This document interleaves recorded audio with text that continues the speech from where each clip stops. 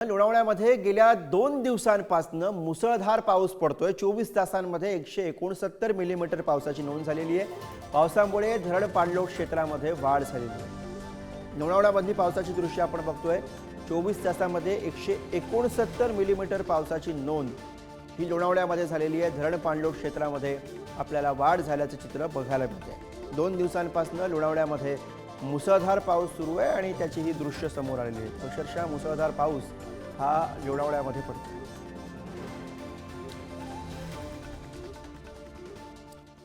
तर मुसळधार पावसामुळे कोकणामधले अनेक धबधबे हे प्रवाहित झालेले आहेत। रायगडमधील विठ्ठलवाडी धबधब्यावरती पर्यटकांची गर्दी दिसते। सिंधुदुर्गमधील आंबोली धबधब्याला सुद्धा पर्यटकांची पसंती मिळताना दिसते। पर्यटकांच्या सुरक्षेसाठी पोलीस बंदोबस्त तैनात करण्यात आलेला आहे।